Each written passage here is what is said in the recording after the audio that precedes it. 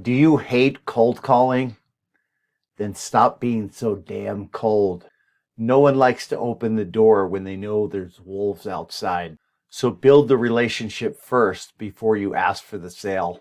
So if you're anything like me and you think real life is more like the movie The Matrix than most people realize, in this video I'm going to teach you how to bend the perception of the way you see the people you're calling.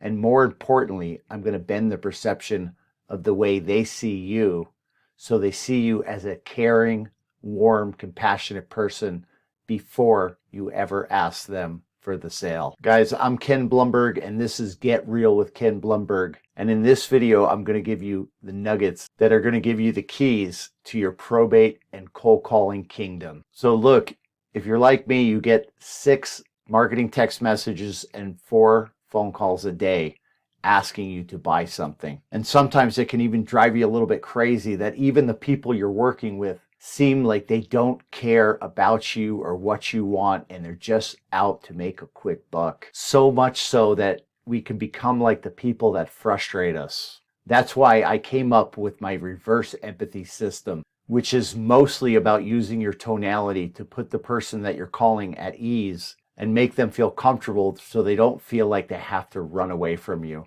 Remember, most people would be more likely to open the door and ask you what you have to offer them if they didn't feel like if they gave you 5 minutes of their time, you were going to become a stage 5 clinger / stalker and not go away if they decided that they didn't want to work with you. But most people actually feel like if they give you 5 minutes of their time, that you're going to feel like you're entitled to a 7% commission with a huge transaction fee without ever showing any value to your potential client. Now that would be nice, but hear me out. That's the equivalent to the 2 solar guys that came up to my door with tattoos on their necks and faces. Now, no matter how well they knew their products or no matter what their intentions were, I was going to be very reluctant to open the door to talk to them. That's why when I make my calls, I always do 2 things. Number 1, I always use a very low, shaky, unsure voice. And number 2, I always ask them how they're doing in a conversational way. First, we're going to talk about your tonality and how you can change it so you don't sound like every other cold caller or solicitor that's calling them. So the reason I'm using this specific type of tonality is to put the customer at ease and to actually make them feel bad for me when I'm calling. So also in the beginning of the call, I don't necessarily want to telegraph who I am or why I'm calling them. And this tonality can go a long way to putting them at ease and opening the door to a great conversation and eventually the sale. Think about it. So most salespeople are told to be confident, be in control, and that definitely has its time and place. But when we start our conversations, we want to make the people that we're calling feel like they are in control and that they have all the power, which will allow them to put down their guard and feel comfortable and start to get curious about who you are and why you're calling them. And that happens by not sounding like every other salesperson who is being so aggressive and speaking so fast as if they are just trying to get their entire script out before someone can hang up on them, or immediately asking about the home the potential client wants to buy or sell, which puts them on the defensive and makes them feel like they need to run away from you as quickly as possible. When you're using the right tonality, you're not only making them feel comfortable, you're making them feel compassion for you. It's as if you're telling them, this is not easy for me, which will make them feel more comfortable and make them want to slow down and actually help you and then hear you out because you're not a threat. This is where my reverse empathy method comes into play, because when they're more comfortable and they can relax, then they are more inclined to hear you out and find out exactly what you want to help them with. The right tonality can also make it easier for them to eventually invite you over to their property or to allow you to send comparable sales and stay in touch with them, because they feel like you're not desperate and you're not trying to force the sale, and you're not somebody that won't go away if they eventually decide that they don't want to work with you. Next, I always ask them how they're doing, and not in a cheap salesman way where I ask them how they're doing, and if they respond they're doing okay, then all of a sudden I feel like it's okay for me to make them my offer. The question always has to have a conversational piece around it. The question has to be something that shows I care and brings out real emotion and can lead to a real conversation. So as you probably already know, I focus mostly on probate. So here's what a conversation would sound like. And feel free to steal my script and use it and implement this amazing strategy, or go ahead and create your own script. My call sounds something like this. Hello, is this Jim?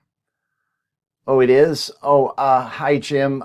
This is Ken Blumberg, and the reason I was reaching out to you today is my understanding is that you inherited a home on 123 Main Street. Do I have that right, Jim? Oh, I do? Oh, thank you for letting me know, Jim. That also makes me believe that maybe you'd lost somebody recently. Can I ask you, Jim, was that person close to you? And how are you doing, Jim? Or if the call was not in regards to probate, maybe it would sound something like this. Oh, okay. I'm glad to hear you're doing all right, Jim. Yeah, I'm doing good too. I'm just really relieved. My dad was down in Florida after this recent hurricane, and he's safe and sound and doing all right. And I'm really relieved about that. So happy that here in Las Vegas we don't have that kind of weather that we have to deal with. Did you know anybody that was involved in the hurricane? Or I'd bring up the election and say, "Oh, I'm glad you're doing okay.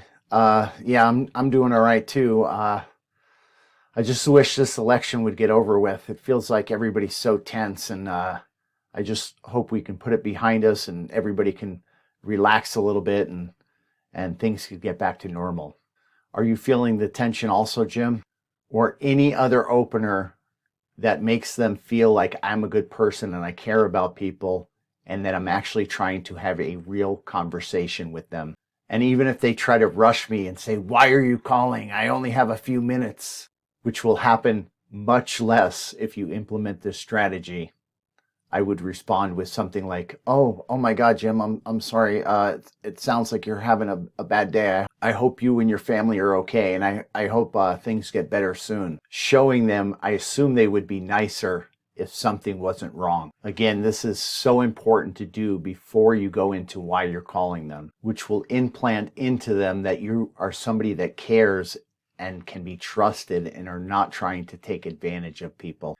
And show them that you're somebody that they should at least give a chance to and listen to them, which will pave the way to a great conversation and eventually the sale. If you get your opener right, you're definitely going to find yourself in a lot more great conversations. And before you know it, you're going to have to thank them for being such a nice person and spending this time to talk to you, and transition back to why you're calling them. And eventually this will become so easy for you that you're going to have to set a time limit to transition the conversation back to why you're actually calling them and presenting your offer and qualifying them to make sure that they are a prospective client for you and it's actually somebody you want to work with. That's when you know you're getting close to getting real estate and probate deals on repeat and mastering the art of cold calling. So that's it for this video. So go ahead and like this video and comment and let me know if you're going to implement this amazing strategy in your next cold calling session. And if you want to partner with me, all my contact information will be in the description below.